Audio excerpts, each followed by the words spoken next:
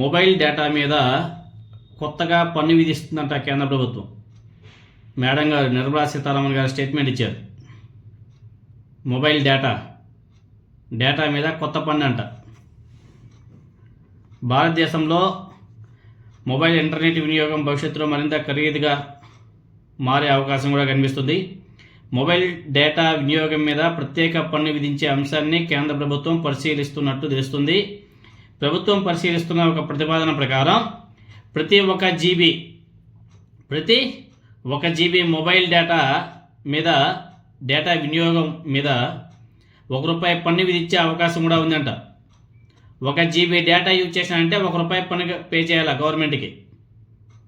ఈ ప్రతిపాదన అమల్లోకి వస్తే వినియోగదారులు ఉపయోగించే డేటా పరిణామానికి అనుగుణంగా అదనపు ఛార్జీ చెల్లించాల్సి రావచ్చు. అయ్యా YouTubers, Facebook, social media activist, మీరు ఎంత డేటా యూజ్ చేస్తే అన్ని రూపాయలు కట్టాలయ్యా.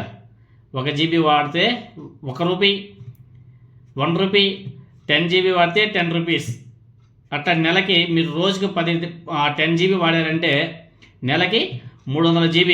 సో నెలకి ఎక్స్ట్రాగా ₹300 డేటా, ఓన్లీ డేటా వాడిన దానికే. డేటా రీఛార్జ్ కోసం అది సపరేటు, మొబైల్ రీఛార్జ్ చేసుకోవడం సపరేట్, మొబైల్కి data recharge separate, calling data separate, మళ్ళీ ఇది ఎక్స్ట్రా పన్ను అంట. ఎంత కర్మ వచ్చిందిరా నాయన. చూడండి పరిస్థితి ఎలా ఉందో చూడండి. గతంలో 1 మంత్కి మనం రీఛార్జ్ చేసుకునేవాళ్ళం. ఒక నెల అంటే ఎన్ని రోజులు అండి? 30 రోజులు లేకపోతే 31 రోజు. 30 రోజులు కానీ మనం రీఛార్జ్ చేసుకుంటే 30 రోజులు కంప్లీట్గా వచ్చేది. తర్వాత నెక్స్ట్ మళ్ళీ రీఛార్జ్ చేసుకునేవాళ్ళం. ఆ దరిద్రం కాస్త ఇప్పుడు 28 రోజులు వచ్చి పడింది. 28 రోజులు, 56 రోజులు, 72 రోజులు ఆ లెక్క వచ్చేసింది. నెల రోజులు గాలి కొట్టుకుని పోయిందా.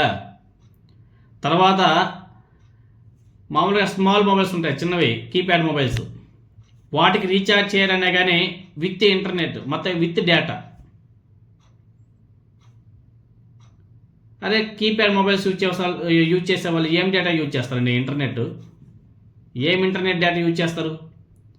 వాళ్ళు రీఛార్జ్ చేయడం కానీ వాళ్ళ ప్లానింగ్స్లో ఇంటర్నెట్ కూడా కలిపేశారు.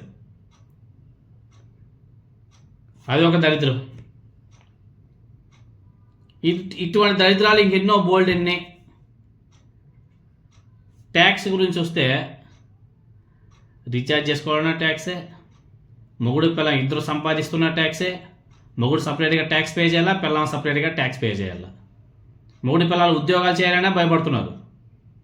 ఎందుకంటే సంపాదించింది ట్యాక్స్ రూపంలో సగం పోతా ఉంది. ఒక ఫ్యామిలీ ఉంటే మొగుడు పిల్లం ఇద్దరు ఉంటే ఇద్దరు కూడా ట్యాక్స్లు పే చేస్తారండి.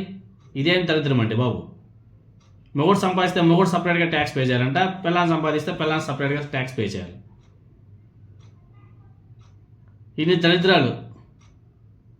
దరిద్రాలు మన ఎత్తున పడ్డాయి.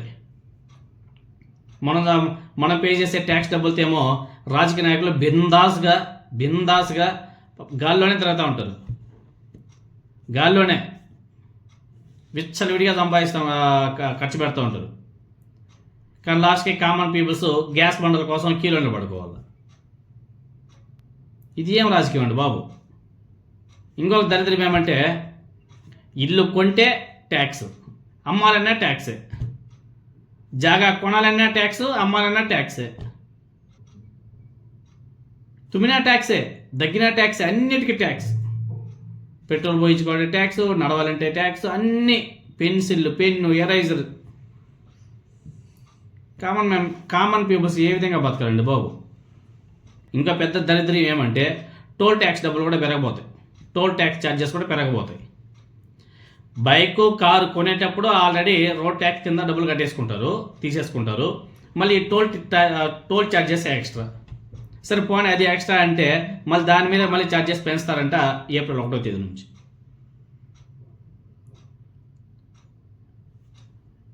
ఏమి ట్యాక్స్ వసూలు చేస్తారు, ఏమి ముక్కు బిండి వసూలు చేసుకుంటున్నారు మనకైతే అర్థం కాదు.